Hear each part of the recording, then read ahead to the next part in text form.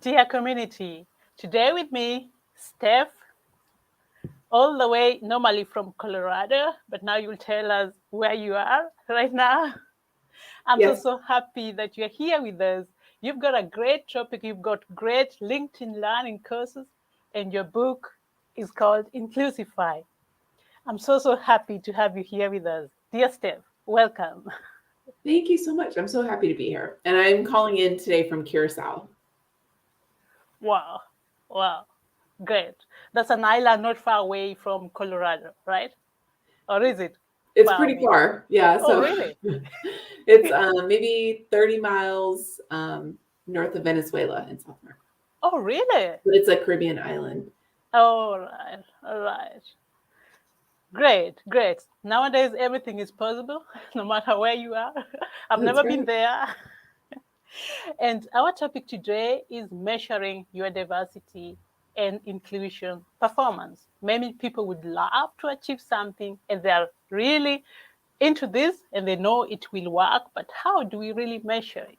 So after enjoying your LinkedIn course, I thought this would be a good fit for our community. How now can we measure that?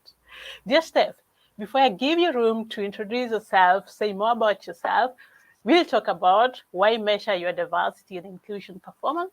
And the second one would be a use case or a success story from an enterprise point of view. The last one will be 3 simple ways to start measuring the efforts. Perfect. Steph, would you like to introduce yourself? Maybe something I didn't mention before. Yeah, absolutely. So, hi, community. I'm Steph Johnson. I'm a professor at the University of Colorado in Boulder, and I am passionate about studying leadership and diversity and inclusion. So, how these things intersect, what leaders can do to increase diversity and inclusion, and then also how people view leaders who might come from different backgrounds and different perspectives. And I love Great. this topic. I think it's one of my favorites for 2022 is as more companies get really serious about diversity and inclusion, I think a question comes of like, how do we measure our success? Should we measure what we're doing? And then if the answer is yes to that, like, how do we start? Wow. I think that's a very relevant topic. And as you say, as many companies are into it, it's not only in the US, it's also in Europe. So I'm so happy that you're here with us to share with us your knowledge. What I like very much about you is that you say you're passionate about research so that you keep up to date and at the same time you translate that or you transport that into action for the enterprises. Love that. Thank you. Right. Let's see who has joined. We've got Kai. Hi, Kai. Thank you so much for joining, just as you said, from Hamburg. Thank you so much. Now, why measure it? Why measure diversity and inclusion performance? Yeah, it's a good question. I'll say not, I don't know that 100% of people agree that we should be measuring diversity and inclusion outcomes. For me, I feel like how are you ever going to know that you're making progress if you're not measuring what you're doing? And I also believe that measuring your successes helps you if you're, obviously correct your course of action. If maybe things aren't going well, you can pivot. But I think it's also really motivating to see how you're growing and doing a better job. If you have increased participation or increased inclusion or decreased turnover or whatever the different outcomes are that you're measuring, I think it keeps the energy going so you can continue to work on diversity and inclusion. Otherwise, what we see a lot is people are reporting kind of fatigue around diversity and inclusion or burnout. We keep talking about this, but people say, well, we don't know that we're making progress. But most of the time when I talk to companies where people say that, you don't know that you're not making progress either because we're not necessarily measuring it. So I feel like from a motivation perspective and just to make sure your efforts are actually resulting in positive outcomes, I am a big fan of measurement. Great. I love that. I love that. It helps us evaluate whether the processor or the programs are the right ones, right? Exactly. Yeah. I mean, there's so many ways, there's so many different efforts that you could be taking. And I think, like, I guess for me, and maybe that's just my personality or orientation, but I always like to see that I'm making progress, right? And set goals around what I want to be achieving or like where am I going? Otherwise, I think people just throw out programs because other organizations are doing it. And so let's just do that program too. And we don't know that's the right program for us. It may not have been the right program for them either. But unless we actually take the time to be thoughtful about what we're doing and why, we're not going I to be able love that. to. You I might love you that. might get better, but you might not, right? I love that. It's just the same case like I teach projects and quality management or whatever strategies we want to, where we want to go. We have to know why we are doing that and where we want to go and measure it. Love that. Exactly. And I think it's interesting. I'm sure you see this in your work, and I'd love to hear your perspective on this. But if you think about how you're going to measure it at the end, it can actually affect how you implement things early on and make sure that you're kind of like being more thoughtful about what you're doing. Do you notice Yes. that in your area of work too? Yes, definitely. That's a very good point. That's a very good point. It's an investment. It's not just not doing because others are doing. It's an investment, right? Absolutely. Dear Kai and everyone else listening, do you know of companies measuring that? Honestly speaking, I don't know any company really measuring this. And I'm sure it's still at the beginning. There's still some potential. So now, dear Steph, our second point would be, do you have any success story? Do you know, maybe from a general point of view, are companies coming into this, measuring it, and maybe a particular success story from your side? Yeah, no, absolutely. I mean, a lot of companies are measuring it. This was a big trend over the last couple of years of um, being really thoughtful about stating diversity and inclusion goals. Um, Companies like, I mean, a broad range of companies from Starbucks to Nike. Many companies are doing this, and I think they're doing it well. I'll share an example of just one organization that I think is really rising to the top when it comes to measurement, at least, and around diversity and inclusion, and that's S&P Global. And the reason I think that I appreciate what they're doing is they're really thoughtful about not just measuring the Mm. outcomes of like, this is our representation. We want this percent of women in these different areas. Um, but they're actually thinking about other things as well. So they did things like a pay gap analysis and measuring representation and um, Oh, yes. inclusion as Yes. well. So inclusion, Yes. you might infer inclusion from things like turnover, but they also use surveys to actually measure employees' reports on how much inclusion and belonging they feel. And then I think what makes them really special is they've committed to being really transparent with their data. And so if you look online, you can find their, um, they've openly shared, the good things and the less good things, the areas where they still need to put effort transparently. They even have their EEO1 reports up, which is um, a self-report measure that companies, at least in the US, have to supply to the government. Um, they share on their supplier diversity and procurement program. So they're just extremely holistic in the way they do it. And I think rather than list all the things they do, I would just suggest, definitely check them out if you want an example of what are the kinds of things that companies are sharing and how to do it in a really transparent and authentic way.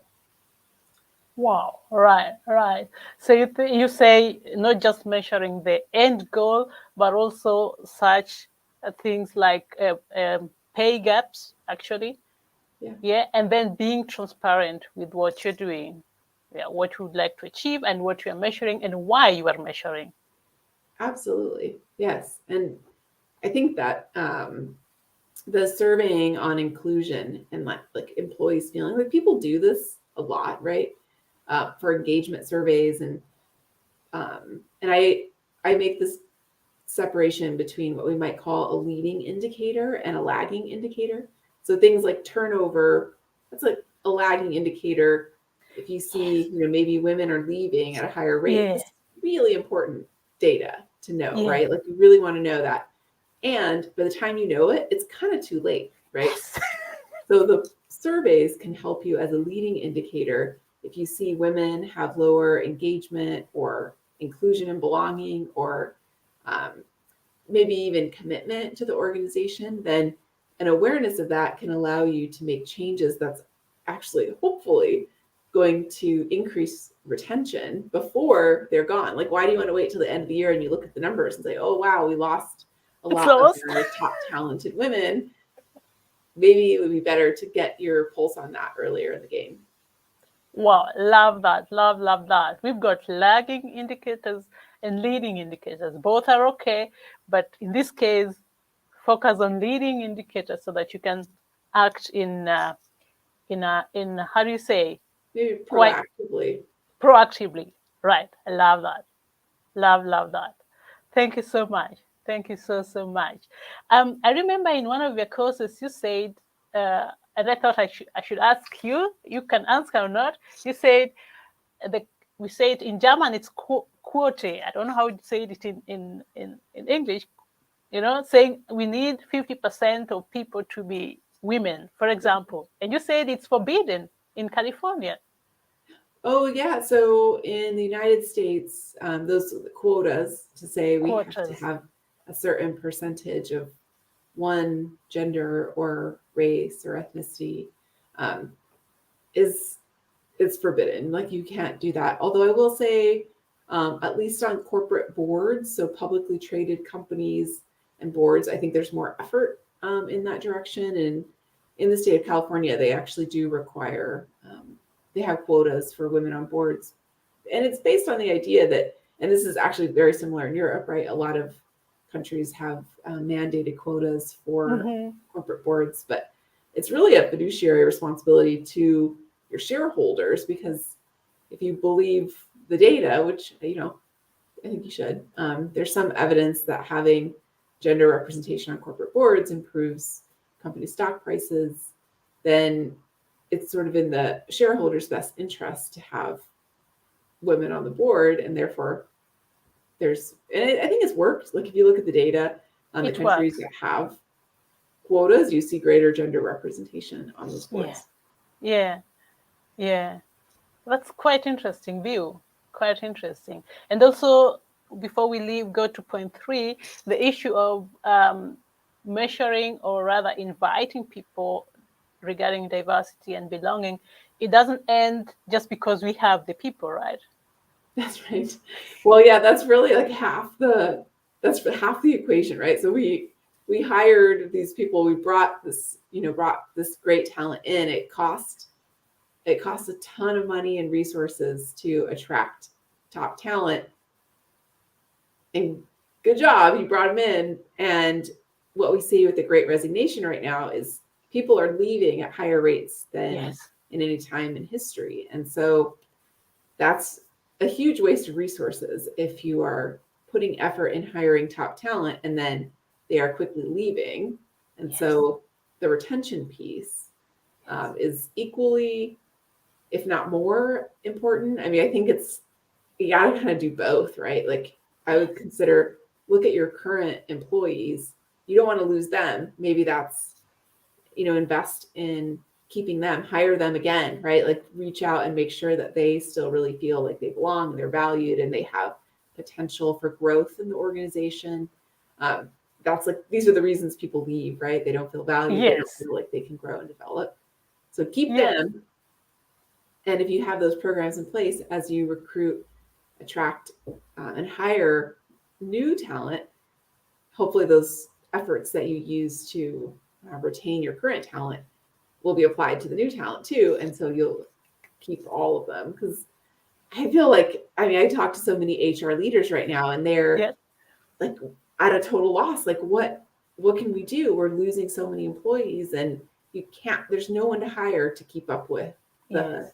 losses that they're experiencing. Yeah. Those are the hidden costs we always talk about in the quality management point of view, right? And I love that, yes, because keeping is quite very difficult. Even keeping your own customers is more difficult than Yeah. gaining them the first time, right? Yeah. No, it's so true. I think, and the current employees, they're already up to speed, right? And so, Yes, and maybe like if you think of hiring a new employee, you're going to have to invest in onboarding and training and new yes, employee orientation, all these things, right? Current employee, you don't have to do those orientation and new employee training, but consider, since you're not doing those things, maybe there's other opportunities for training and development that you could be giving those employees, because it's not a if they want it, right? Which I think is the misunderstood perception that people don't want that training, they don't have to have it. But that's where we're wrong. People do want that training. People want to keep learning and growing and having the opportunity to progress. And so I would use those dollars that you could be spending on new employee orientation, right, which is not yes.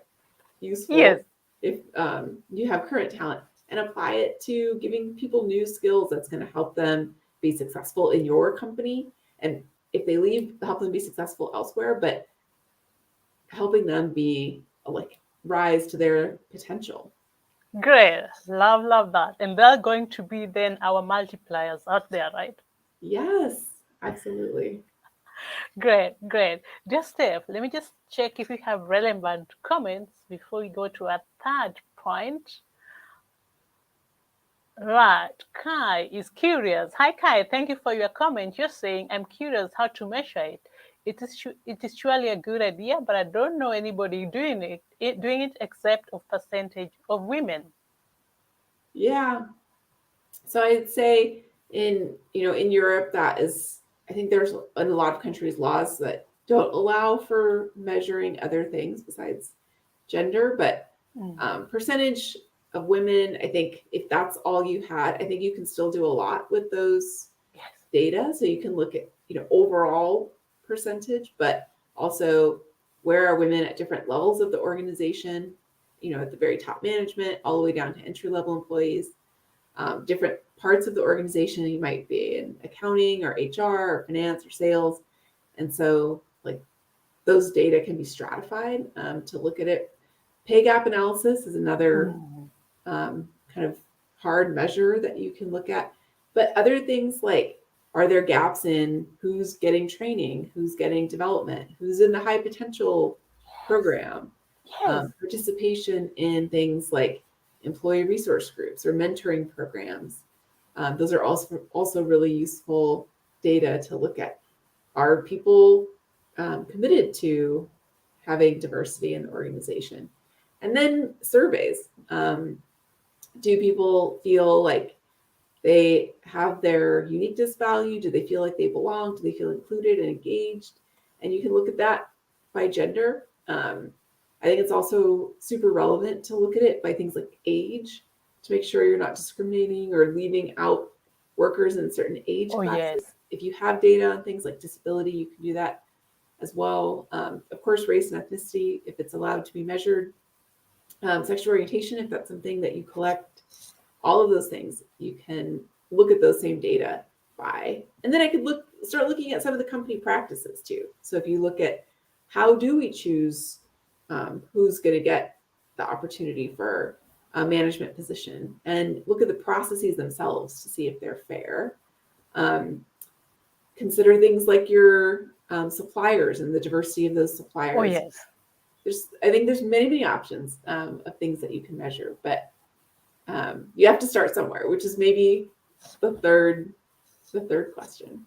Yes, you have to start somewhere. Kai, we are coming back with three simple ways to start. Thank you so much for your question or for your comment. And Eric, thank you for joining us. You're saying, hi, Steph, I'm a content manager on the German library. Thank you for your courses, and they're running great. When you talk to an international community, how important is it to take care of culture differences in the diversity area? Yeah, no, I think it's so important. So, I think of this analogy of visiting someone's house. So I am I mentioned I'm out of the country. I'm in Curacao right now, Mhm. and I'm normally in the United States, and so I'm like an expat, right? And I went to someone's house, and I used their loo, right, the toilet, the bathroom, and I'm in there, and I'm like, there's towels, and I'm like, where do I put the towels? I don't know this person very well. Um, how do I fold things? Like I go to the kitchen, I'm like helping set up for dinner, and I'm like very concerned about everything that I'm doing. Like, is it rude for me to be using the kitchen?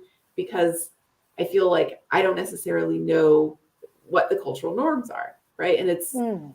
those little differences, if you think of it in a workplace. So this is a social setting, who cares, right? I think in the workplace, the difference is how much attentional focus do people have to do their work?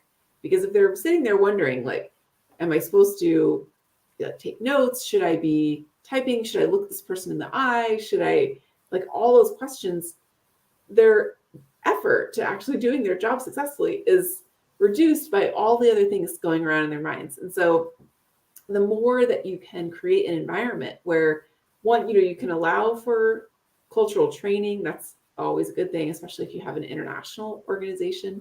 But also creating an environment where you give people the space and grace to ask questions and make mistakes and recognize that, we're all doing, like, hopefully trying to be respectful and accepting of different cultures. But if you're an international organization, you're going to benefit immensely from having those different perspectives from different cultures. And there's going to be things that are just different because there are Yes. different cultures. And so there is a learning curve, and you want to create the room for people to actually learn and experiment and get to know people across those cultural differences. Otherwise, what I have seen historically is then you just get little silos of the few Americans spend time together because they can feel comfortable, and the few people from China spend time together. And what you really want is that integration. And you need to create that space. That's the main teacher. Absolutely. Yeah, where people can also make mistakes, but at least respect each other's cultures. Yes. And if I may add, thank you so much, Eric. Thank you so much, also, Steph.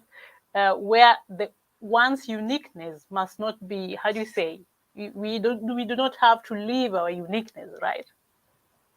Yeah, I mean, that's a big part of what I talk about in Inclusify is I think that, in maybe 20 years ago, I think the norm was you're in a different culture, you should just assimilate to that culture, right? Yes. Learn how to behave to be consistent with the culture, and you do it, and you're acting essentially. And I think that maybe that made sense. That's what I was taught, right? When I told you, Susan, I studied abroad in the UK, and I was taught how to act when I'm in the UK. And I think there's still, it's good to know the cultural norms for sure.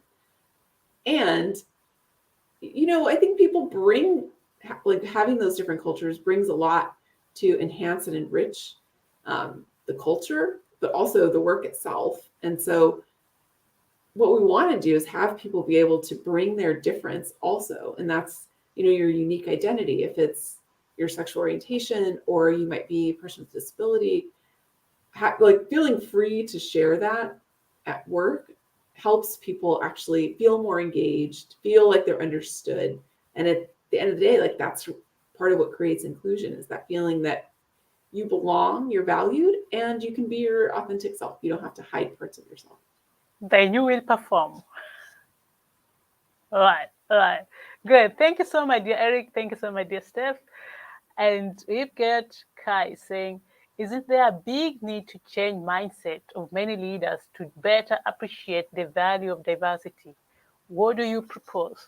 Yes, Steph. Oh, yes. I think, I'll say I don't know, like, how to do that. I think there's a huge need.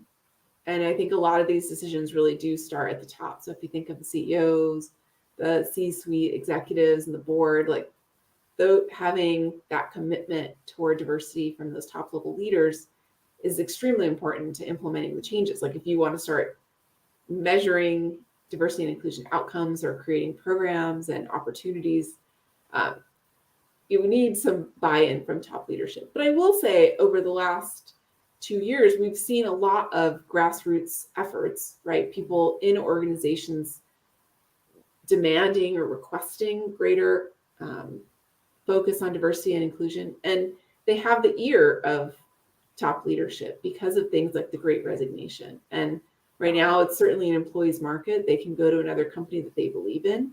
And so what I found is that the CEOs of companies right now are very attuned to diversity and inclusion and very attuned to listening to what their employees want. So I think there's strength in numbers. If you are part of an organization where, maybe for you and for others in the organization, this is really important.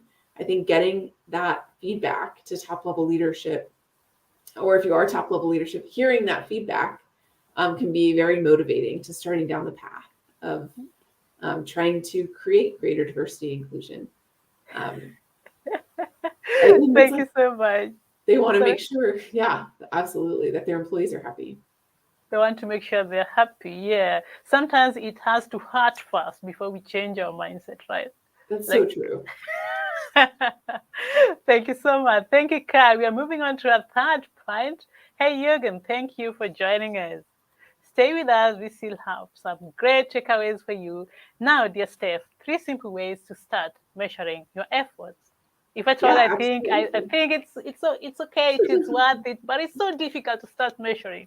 Here we go. I know you got to start somewhere, right? So I think a first really good place to start is just looking at your numbers. If you can get demographic data for employees in your organization, and maybe it's just along gender lines, and so you're looking at the number of women, the number of men in different divisions, different levels of the organization, different departments. Get the data, know where to start, Yes. and then look at the data outside of your organization too. So benchmark. You might find we have 20% women. Is that a lot of women or a little women? Relatively. Women are 51% of the population, right? Oh, so yes. That sounds like a little women, but they might be 5% of the industry. And so knowing you need to kind of balance those numbers. What is the best company in our area have in terms of gender diversity? And so you benchmark, right? So if you have 20%, where are you trying to go? Is it to 50 or is it to 30, right? Or 35? I don't have the right immediate answer, but that's where the benchmarking comes in. And so I think the first step is really understanding the data and the landscape. And this is for measurement, because I would actually say the first step is understanding why you're doing this. So thinking through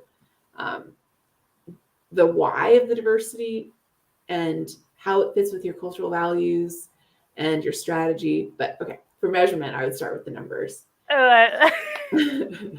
Great.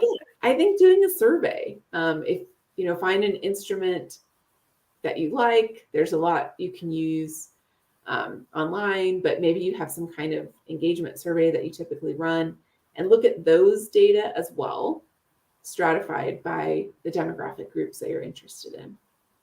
And so you can see, do we see a difference between men and women in terms of their engagement and commitment or retention, or are they looking for other opportunities? Because some more and more data are coming out saying, with this focus on diversity, women are being extremely sought after and recruited heavily, high potential, high performing women by other companies. And so maybe you want to really put an effort in to make sure that that the women in your organization are feeling engaged and committed to your organization. So I think that's the second one. And then third, so you know what your numbers are, how people feel. Then I would start looking at your current programs that you have and who's participating in them. If you have employee resource groups, sometimes called business resource groups, or affinity groups, like a women in leadership program, or women at your company, who's participating, who's not? Maybe do you want to increase participation there? If you have mentoring programs, look at who's participating in the mentoring programs. And so it's kind of, again, looking at the numbers, but in terms of the programs that you're currently employing that before you start new programs, let's see how your current efforts are actually working. And do you want to invest in those before starting something new? Do you want to invest in those and start something new? I think it's a important first place to start. I think, I say for those, I say data, right? Like look at the numbers, but I really don't just mean numbers. I also talk to your employees, do focus groups or one-on-ones to ask people, why are you or are you not participating to mentor more junior, maybe women employees? Or why are you or are you not participating in our women's employee resource group? And you'll hear a lot of information around that. And then I'll say for for those countries in Europe where it's not legal to collect data on race and ethnicity, in the focus groups, you can also glean some of that information, because if you can't collect it to stratify your surveys by race or ethnicity, at least talking to employees one-on-one, you can reach out to employees from different racial groups or from the LGBTQ plus community and hear how they're feeling as well. And so those are data too, at least to me. Those are data too. Right. So it's super useful to know and ask them, what is it that we could do to do a better job? And there's nothing as good as engaging with them, Even if they were low, they'll feel like they belong to and they can do something. I mean, I totally agree. And like do it, because I think you can only ask people so many times and not act on it before they realize that just giving you their opinion isn't useful if you're not going to do anything with it. Wow, amazing. Great input. Wow, let me just summarize. You'll help where I get stuck. You said before we go to the numbers, of course, you'll start with your why and with your diversity strategy. But regarding the measures, find out your data. What do you have? Where's the landscape right now? How does it look like? And then secondly, maybe do some surveys or rather benchmarking also. And the third was, again, data. What kind of programs do you have? Are people participating? If not, why are they not participating? And engage with them, talk to them. It's more than just figures. The engagement and how do you say, talking to them is also part of data. Yes. Nice summary. Thank you. Thank you too. Amazing. Great. I've just seen, let me see. Kai is saying, good to hear that you have recognized progress on executive levels towards appreciation of diversity and inclusion steps. Yeah. Hopefully you see it as well. Thanks so much. Dear Steph, I really enjoyed our session so much. Dear Kai, Eric, Jürgen, and all those who joined or are just listening without comments, thanks so much for joining us. I love this topic because I know there's still some potential. And if I see people like you who are really doing research and translating this into action, wow, this is amazing. Great. Thank you so much, dear Steph. Thank you so much. See you at the backstage.